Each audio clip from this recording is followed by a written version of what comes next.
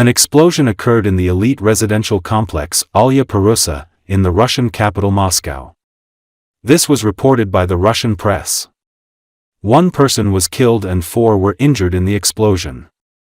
The incident is said to have occurred as a result of an explosive device detonating in the building's elevator.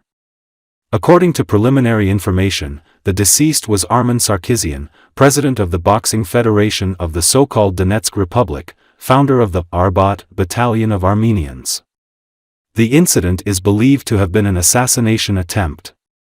Sarkisyan participated in the dispersal of rallies during the Maidan movement in Ukraine.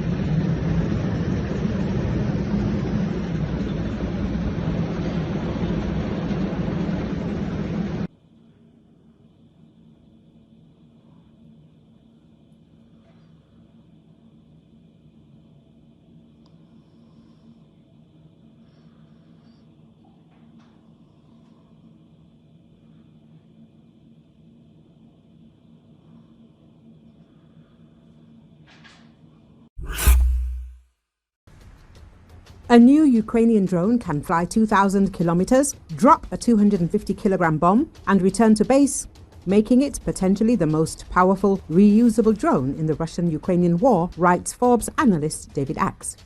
The command of the Unmanned Systems Forces of the Armed Forces of Ukraine has already officially confirmed the use of long-range UAVs with the ability to return. This is a unique development that changes the rules of the game on the battlefield, the command reported. As Axe notes, it is unclear what airframe the Unmanned Systems Force is using as the basis for the long-range multi-role drone, but photographic evidence points to a modified civilian sport aircraft. As the analyst points out, the Ukrainians have long operated Aeropract A-22 propeller-driven sports aircraft equipped with remote controls and a ventral bomb rack. However, previously they were used only during one-way missions, crashing into their targets like slow cruise missiles. At the same time, the new Ukrainian drone can drop a bomb and then return to base, meaning it can carry out several or many missions before it wears out, crashes, or is shot down, Axe notes. By making its longest range drones reusable, the drone unit could increase the number and pace of deep strikes it carries out against targets inside Russia, most recently including bomber bases and oil facilities, the analyst wrote.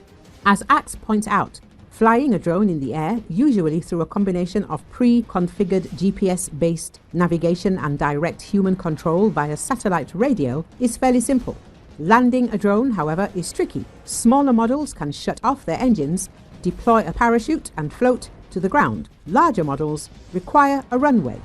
He notes that the world's leading military drones have sophisticated automatic landing systems, but it is unclear whether the Ukrainians are investing the time and money to install such systems in their own relatively inexpensive attack drones, which can cost as little as a few $100,000 apiece. An alternative, mastered by the US Air Force's Predator and Reaper drone crews, is for a human pilot to take control of an approaching drone in the last few minutes before it reaches its base, looking through the drone's front-facing camera to guide the machine to a landing, just like in a flight simulator, the analyst notes.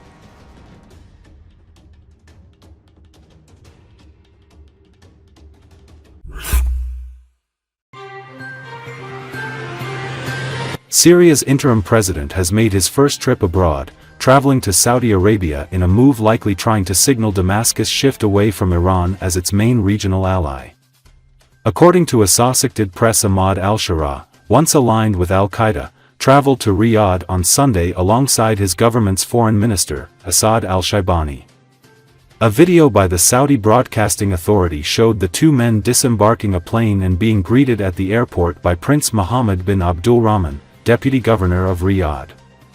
The Saudi state television trumpeted the fact that the first trip by al-Shara, first known internationally by the nom de guerre Abu Muhammad al-Golani, would make Riyadh his first destination. Saudi Arabia had been among the Arab nations that poured money into insurgent groups that tried to topple former President Bashar Assad after Syria's 2011 Arab Spring protests turned into a bloody crackdown.